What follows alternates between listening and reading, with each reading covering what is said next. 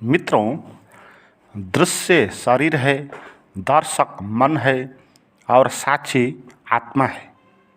साक्षी को दृष्टा भी बोला गया है और दृश्य, दर्शक और दृष्टा या साक्षी, ये तीन चीज़ जिसने समझा उसने अध्यात्म का सार समझ लिया। पहले दृश्य क्या है? दृश्य का अर्थ होता है जो अनुभव में आता है, ऑब्जेक्ट, जो भी चीज़ है और जिसको हम अनुभव कर सकते हैं, जैसे कि उसको देख सकते हैं, उसको सुन सकते हैं, उसको स्पर्श कर सकते हैं, उसका स्वाद ले सकते हैं, उसका गंध ले सकते हैं। हमारी जो 5 इंद्रियां हैं जिसको जानती है वो चीज़ जो होगी बाहर की, वो होगा दृश्य जगत। तो ऑब्जेक्ट वो स्थूल होगा, पदार्थ होगा और बाहर का होगा। उसको नापा जा सकते, तौला जा सकते, उसको देखा हम जा सकते, अनुभव हम कर सकते। तो इसमें आएगा फिर दर्शक क्या है? दर्शक का अर्थ होगा जो उस दृश्य का अनुभव करता है, वो अनुभवक्ता जो है, जो जिस पर दृश्य का असर पड़ता है, जो उस दृश्य को छुएगा तो भीतर उसको कुछ महसूस होगा, तो उस महसूस करने वाले को दर्शक बोला गया। मगर ये बात झूठ है, क्योंकि कोई इस किस्म का दर्शक होता नहीं है। ठीक है, हमारे भीतर इस अनुभवों को देखने वाला, इसको जानने वाला कोई होता नहीं है, कोई दर्शक। मगर बोलने के लिए बोला गया कि जिसको अनुभव होता है उसको दर्शक बोलते हैं। जैसे आपने बिजली का तार देख लिया तो वो दृश्य हो गया, और आपने उसको छू लिया तो आपको करंट लगा, तो भीतर जो करंट आपको लगा है ना, वो करंट का जिसको महसूस हुआ उसको दर्शक बोलते हैं। मगर भीतर कोई होता नहीं है जो उस करंट को अनुभव करता है। इसमें बात ये होती है कि जो करंट पहले बाहर था वही करंट भीतर आता है ना। वो वही करंट है जो बाहर था, वो आपके शरीर पर आ जाता है और वो शरीर को प्रभावित कर देता है। और इस प्रभावित करने वाले, इसको देखने वाले कोई अलग होता नहीं उधर, मगर हमको लगता है कि कोई होता है। जिसको करंट लगा वो होता है, हमको लगता है। मगर करंट किसको लगता है? वो उस शरीर को लगता है। शरीर के जो प्रक्रिया हैं, शरीर में जो ग्रंथियां हैं, उन पर करंट दौड़ेगा और शरीर झंझनाएगा, शरीर उसको भोगेगा, और शरीर खुद ही एक दर्शक है। तो इस दृश्य है, इसलिए दृश्य ही आपके भीतर चढ़ा, और भीतर कोई दर्शक है नहीं जिसको हम जानते हैं। तो बात इसलिए ये बोली गई है कि दृश्य ही दर्शक है। आपने बहुत बार सुना होगा, जैसे कृष्णमूर्ति बोलते थे, ऑब्जर्वर इज द ऑब्जर्व्ड। जो ऑब्जर्वर बोलते हैं ना हम, भीतर जिसको दर्शक बोलते हैं, जो अनुभव करने वाले बोलते हैं, कृष्णमूर्ति क्या बोलते हैं? उसको ऑब्जर्व्ड करते हैं, बोलते हैं। वो भी ऑब्जर्व्ड है, वो खुद भी बाहर की ही घटना है। जिसको हमने ऑब्जर्व किया, जिसको हमने देखा, वो भी दृश्य ही है। जैसे मैंने आपको करंट का उदाहरण दिया, वो करंट पहले बाहर था और वो आपके भीतर आया, तो आपके भीतर आने से वो ऑब्जर्वर नहीं हो गया, दर्शक नहीं हो गया, वो अभी भी दृश्य ही है। आपके भीतर आने के कारण आपके शरीर में उसका प्रभाव पड़ा है। तो ऐसे ही जितने भी हमारे शरीर में अनुभव होते हैं, रीस, क्रोध, काम, लोभ, बहुत सारे, ये सभी चीज़ें, इसको अनुभव करने वाला कोई हमारे भीतर होता नहीं है। जो देखने वाला बोलते हैं ना, दर्शक, उस तरह का कोई होता नहीं है। केवल ये चीज़ होती हैं, और ये चीज़ हमारे अंदर घुस के हमारे शरीर में, हमारे मन में प्रभाव डालती हैं, जैसे करंट प्रभावित डालता था। और जैसे करंट भी दर्शक दृश्य ही था और भीतर आया था, तो ऐसे ये चीज़ें भी हमारे भीतर आएगी और ये सभी चीज़ें दृश्य ही होंगी। तो इसीलिए क्या हो जाता कि जैसा दर्शक होता है उसी किस्म का वो दृश्य दिखता है, या जैसा दृश्य होता है उसी किस्म का दर्शक होता है। दृश्य और दर्शक दो बात नहीं होती, एक ही बात की भीतर और बाहर की घटनाएं हैं। आपने बाहर किसी आदमी को देखा तो आपके लिए दृश्य हो गया, और उस आदमी के बारे में आपके मन में विचार चला तो आप बोलेंगे कि ये विचार दर्शक है ना। तो ये विचार भी दर्शक है नहीं, ये भी दृश्य ही है। वो बाहर जो आदमी है उसी आदमी का चित्र आपके भीतर आ गया, तो बाहर का दृश्य आपके अंदर चला गया। तो कुछ अलग कोई दर्शक है नहीं कि जो देखता है उस विचारों को। बाहर भी जब हम किसी आदमी को देखते हैं तो हम में कोई दर्शक होता नहीं, हमारे आँख दिखती है उसको, और आँख दर्शक नहीं होती, क्योंकि आँख को भी और कोई देख सकता है। जिसको और कोई देख सकता है वो दर्शक हो नहीं सकता। या बोले जो दूसरे को ही देखता है, अपने को देख नहीं सकता, उसको भी हम दर्शक नहीं बोल सकते। जैसे आँखें दूसरे को देखती है, अपने को नहीं देखती, तो इसलिए आँख दर्शक हो नहीं सकती। इसके बारे में हम आगे भी कहेंगे। तो आपको एक घटना कह दूं, दृश्य और दर्शक कैसे बदलता है, जैसा दृश्य वैसा दर्शक कैसे होता है। एक बार ये पूरा ओशो ने बताई थी ये बात। एक बार एक चौराहे पर एक ट्रैफिक पुलिस होता है, और कोई एक आदमी आता है, एक कुत्ते को पीटता है, कुत्ते को मारता है, और ट्रैफिक पुलिस वाला भी वहाँ जाता है और लड़के को बोलता है कि तूने बहुत अच्छा किया, ये कुत्ता बहुत बदमाश है, मुझे भी बहुत बार इन्हें टोका है। तो उसको शाबाशी देता है। मगर एक दूसरा ट्रैफिक वाला आता है और उसके कान में बोलता है कि ये लगता है कि हमारा बॉस का कुत्ता है। तो अचानक से वो बदल जाता है वो ट्रैफिक वाला, और वो उस आदमी की गर्दन पकड़ लेता है और बोलता है कि तू कैसा आदमी है, कुत्ते की जान ले रहा है, कुत्ते को निर्जीव प्राणियों को पीटता है, कह के उसकी गाली देता है। देखो कैसे वो दर्शक बदल गया।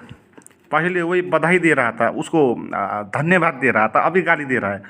और फिर वो दूसरा ट्रैफिक वाला उसके कान में फिर बोलता है कि लगता तो है बॉस का कुत्ता है, मगर है नहीं, है ना, ये नहीं है, वो दूसरे किस्म का था। और तब फिर वो ट्रैफिक वाला फिर जाता है और उसको धन्यवाद देता है, पीट ले बोलता है। तो बाहर घटना की व्याख्या, दृश्य की व्याख्या बदली, भीतर दर्शक भी बदला, और भीतर दर्शक बदला और बाहर उसका एक्शन भी बदला, है ना। तो हमारे भीतर कोई दर्शक जैसा अलग ये सभी चीज़ को देखने वाला होता नहीं है, वो एक ही चीज़ होती है, ठीक है। इसलिए मन और शरीर दोनों को अलग नहीं बोलते, है ना। अभी साइकोलॉजी में भी मन और शरीर को अलग अलग देखते थे, बाद में एक ही बोलने लगे, उसको एक ही वर्ड देने लगे, मनो शरीर, साइकोसोमैटिक, है ना। वो एक ही बात है। शरीर मन का स्थूल रूप है और मन शरीर का सूक्ष्म रूप है ना। तो मन में कुछ प्रभाव पड़ेगा तो शरीर में भी वो दिखाई पड़ेगा, और शरीर में कुछ प्रभाव पड़ेगा मन में भी उसका प्रभाव पड़ेगा। जैसे आपके मन में क्रोध आ गया तो आपका शरीर में भी वो क्रोध दिखाई पड़ेगा, आपकी आँख से, आपका चेहरा से दिखाई पड़ेगा। तो मन में कुछ प्रभाव पड़ा तो बाहर भी दिखाई पड़ा, और बाहर आप बीमार हो गए, शरीर में कहीं आपकी चोट पहुंच गई तो भीतर मन भी आपका परेशान हो जाएगा। तो इसलिए ये मन जिसको हम दर्शक बोलते हैं, ये दर्शक है नहीं, ये भी दृश्य ही है। केवल ये सूक्ष्म होने के कारण हमको ये दर्शक जैसा लगता है। तो इसलिए असली दर्शक कोई होता नहीं है। असली दर्शक जो होता है उसको बोलते हैं साक्षी, उसको दृष्टा बोलते हैं, उसको दर्शक नहीं बोलते, क्योंकि दर्शक बोलोगे तो उसका संबंध दृश्य से हो जाएगा, है ना।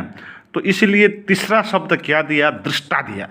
और दृष्टा का अर्थ क्या है, जो दर्शक और दृश्य दोनों का साक्षी होता है, और वो दोनों के पार के होता है, और जो खुद को जानता है, खुद को देखता है, वो दृश्य और दर्शक से भिन्न होगा।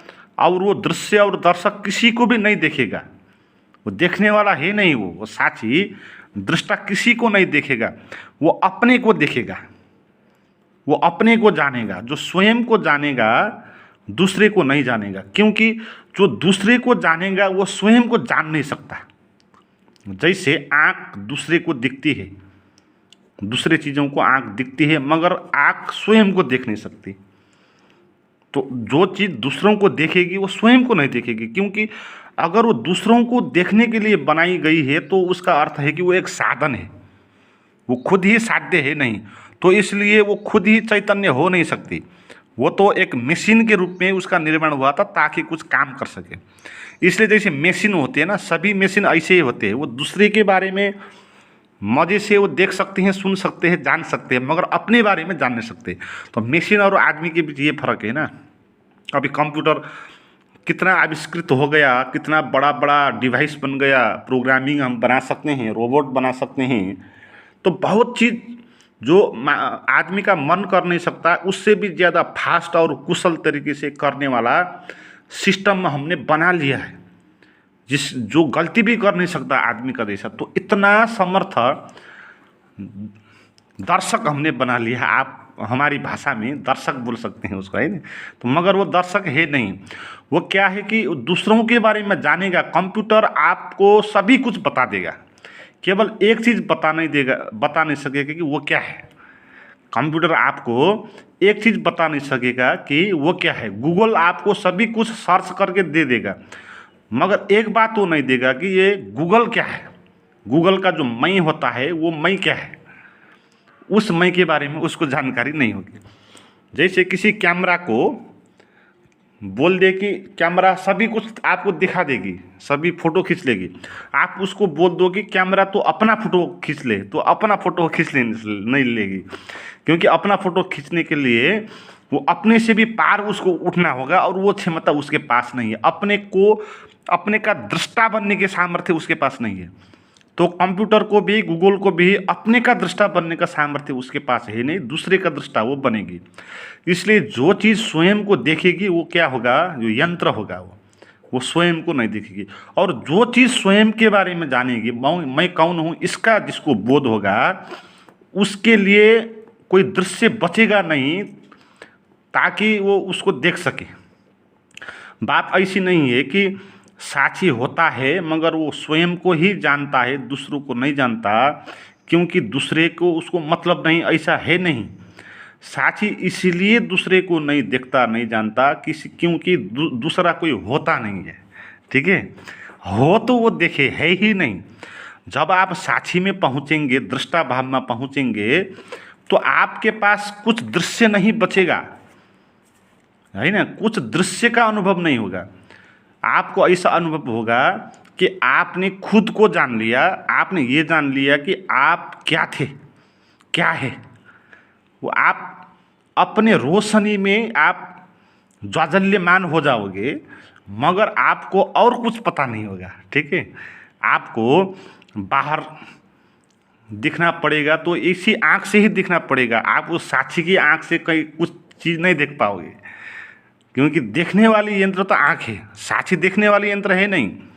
साक्षी तो जानने वाली यंत्र है, अपने को जानने वाली यंत्र है। इसलिए साक्षी को बोला गया कि जो कुछ नहीं करती, न दिखती, न सुनती, न सूंघती, न स्पर्श करती, वो केवल क्या होती है, साक्षी होती है। सभी का वेटनेस होती है, वो अवेयरनेस होती है ना।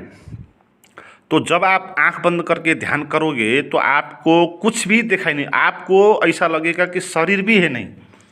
तो जब आप गहरे ध्यान में जाते हैं ना, तब आपको ऐसा अनुभव होता है कि आपको लगता है कि आपका शरीर ही नहीं है। क्यों ऐसा अनुभव होता है? क्योंकि अगर शरीर का भी अनुभव हो तो भीतर अनुभव करने वाला बैठा है, तो आप उसी दृश्य और दर्शक के द्वंद्व में पड़े हैं। तो आपको ये शरीर भी ऐसा अनुभव हुआ कि जैसा कि है ही नहीं, आकाश जैसा हो गया, कुछ अनुभव में नहीं आया। तो आपको साक्षी का अनुभव हुआ, क्योंकि अब आप स्वयं को आपने जान लिया, आप स्वयं में स्थिर हो गए और शरीर आपका पीछे छूट गया। और शरीर को जानने के लिए, अब शरीर को कौन जानता है? शरीर ही जानता है। हमने तो अपने को जान लिया ना, शरीर अपनी जगह पर रहा, हम अपने जगह पर चले गए, तो शरीर यहीं छूटेगा, हम अपने अंदर जा सकते हैं।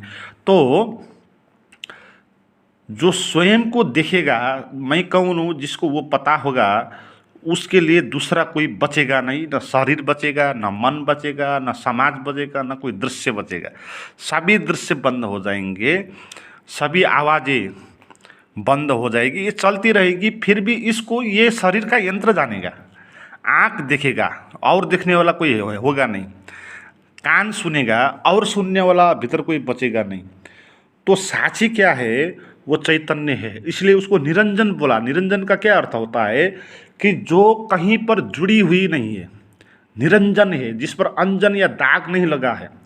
और जिसको क्या बोला, असंग है। असंग है का क्या अर्थ है, जिसको कोई संगी और साथी है नहीं, उधर अनटच्ड है, कहीं पर टच नहीं होगी, न शरीर पर न मन पर। तो इस तरह की जो चैतन्य हमारा स्वभाव है उसको बोलते हैं साक्षी। और उसका अनुभव कब होगा, जब आपको ये पता चलेगा the observer is the observe. जो हमारे भीतर दर्शक है वो दर्शक कुछ है नहीं उधर, वो सभी कुछ दृश्य ही है, और केवल आपका साक्षी का भाव वही सत्य है। मित्रों, इस तरह आप कुछ ध्यान साधना करके इसको जानना चाहते हैं तो उसके लिए मेरी प्राइवेट वीडियो आप ले सकते हैं। उसको लेने के लिए आप व्हाट्सएप पर आप मुझे बात करें, उसका नंबर और लिंक डिस्क्रिप्शन में दिया हुआ है।